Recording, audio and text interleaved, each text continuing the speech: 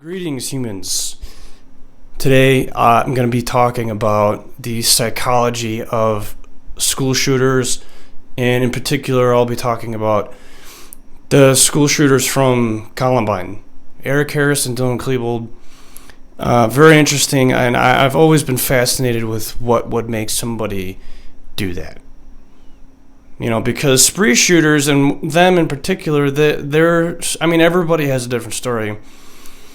But they're different than like a serial killer or someone that just a spree killer or a serial killer, someone who just goes from victim to victim, and it becomes their lifestyle. A spree shooter is very different, in my opinion, and I'm going to be talking about my research and my knowledge of the case. And I'm not an expert, but have been interested in Columbine since it happened.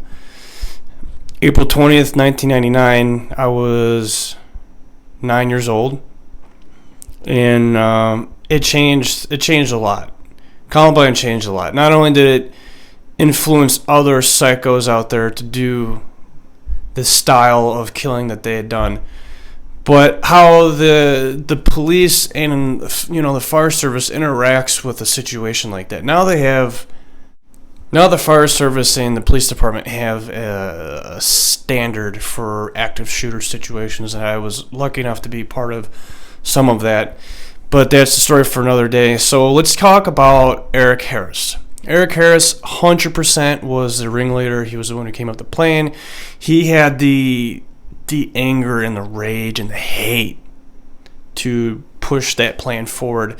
And Dylan, I'll talk about a little bit later, but they both have a dichotomy to each other, and it's a perfect storm situation because without Eric, I don't think Dylan would have done that, because Dylan's personality was different. He probably would have ended up hurting himself or killing himself. But Eric's journal, they both had journals, and from front to back, just filled with hate. And I can understand some of that. I mean, everybody hates. And one thing that I want to point out is everybody. And when you get hurt, you want to hurt back. And I think that's a really solid argument and thing to keep in mind when you're trying to figure out, like, why. I mean, some people, it doesn't always apply. But a lot of the times, like, what causes someone to hate that much, where you decide, like, I'm going to do this. Not only am I going to do this, but I'm going to die.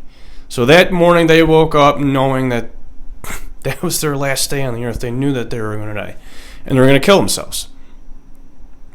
Dylan Klebold's personality was quite different.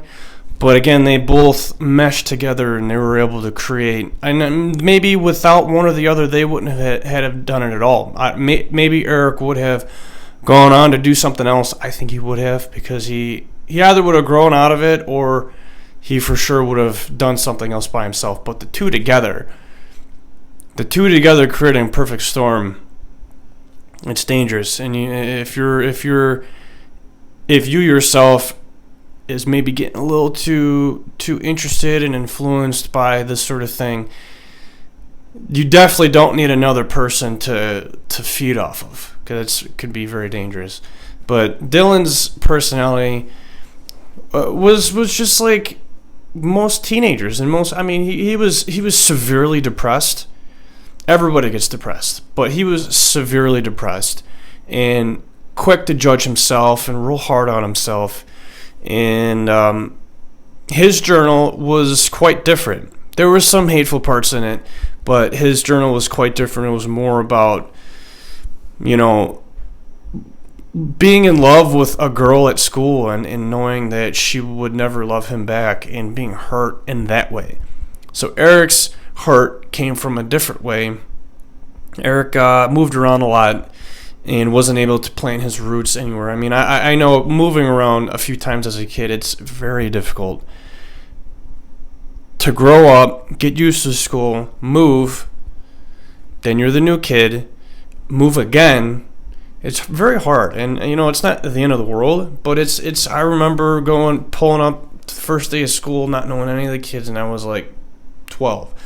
It was like a real fear. I'm like, oh my god, like I don't know anybody. It's so nerve-wracking, and I get it. But back to Dylan. Dylan was kind of a sweetheart. His mother had come out within the past few years and has done several in-depth interviews just talking about what kind of kid he was. And he was, I feel more bad for Dylan because I don't think without Eric, Dylan would have done Columbine. I really don't. Most people would probably agree with me, maybe not all, but whatever. And man, I just am fascinated with understanding, like why would they do that? What causes someone so much hurt and pain and rage to indiscriminately go to your school or wherever and just blowing people's faces off? And they were very sadistic. When they went around, they were making fun of people. They were purposely shooting people in their hands and their feet, not even killing them, just fucking them up that way. But there was certainly, I think there was about 10, I can't remember the exact number. It was like 10 or 12 students that were shot point blank in the library, which is above the cafeteria. Now, the original plan was different than what had happened that day.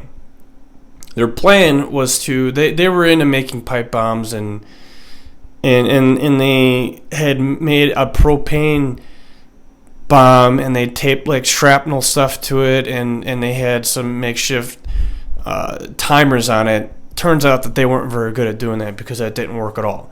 So what they'd done was show up separately in separate cars, went in, planted the bombs. There was 2 big duffel bags, and they'd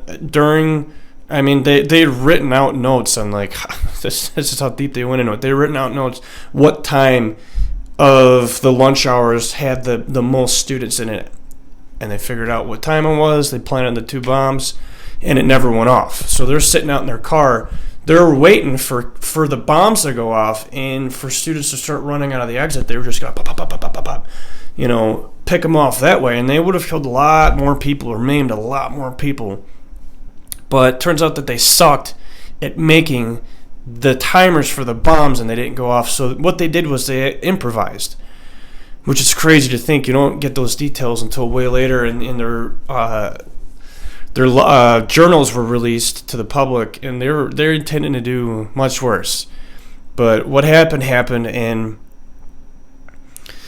I've been to the school. I've been to the school twice, and I'm from Chicago, and I flew once, then drove to Colorado, and first of all, Colorado is awesome. It is a beautiful state, and when you get to, like, Boulder, it's just utterly beautiful. If you're into nature, the mountains Boulder is right next to the mountains. You take a trail up, and you can literally park your car and stand out and look like 50 miles, and you just see like the mountains with snow caps on it. It was absolutely beautiful. So where the school is, it's not like they didn't have money. The school and the area had a lot of money. It was beautiful, and I just try to understand, but I just will never truly understand. I've read both their journals, and I get it. I get what they're saying, but I just wish that I could have, I can sit down and just talk to them and just want to understand. And something tells me that they didn't, like they did it and they wanted to do it, but they really deep down they didn't want to do it. And I say that because there was not all the tapes that they had recorded. They had a bunch of home videos that they shot, and not all of them were released. There's the basement tapes that were probably destroyed. And there was, I remember, but they released the transcripts. And there was a section of film where Eric was driving his car, talking about something I can't remember, but he was just started crying. And that kind of was a big clue for me to let me know that, that kid's, they're crying on the inside. They really are. They're hurting. They're hurting so bad that they want to hurt others. And It almost like, I mean, you can never trust what the media says, but the media certainly wanted to paint them a certain way. Yes, what they did was evil, but I mean, we're all little children. A long time ago, everyone starts out the same with a blank canvas, and depending on what happens to them or the home life and the surroundings, there's monsters that are created. And I mean, this could have been stopped. And it's hard to even talk about because I just feel so bad. I feel bad for everybody. I don't praise the boys. Fuck them. But I do feel bad to a certain extent. But I also, of course, feel bad for the people who were killed in a brutal way. And I mean, what a terrifying way to die. I mean, I'd be lying if I said I wasn't afraid to die.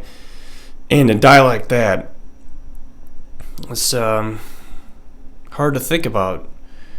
I mean, knowing to be sitting at school, I mean, you would never suspect something like that, to be sitting at school doing your homework at the library and something's happening, you don't really know, and then they come in the library and just start blasting people in the face and killing them point blank, hiding under the tables, knowing, seeing their boots walk up and knowing that this is it.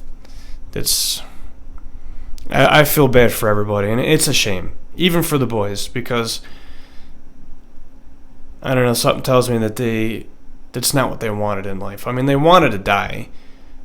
That's for sure. They absolutely wanted to die.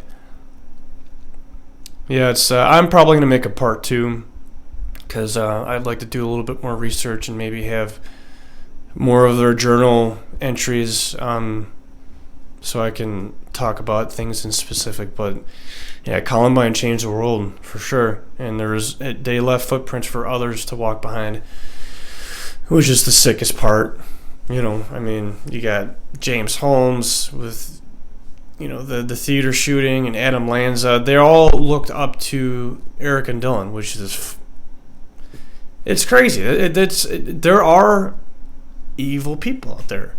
There is a true bad. But I'm gonna end it there, and thank you for watching. Thank you for your interest. For all the people who have subscribed, thank you for subscribing.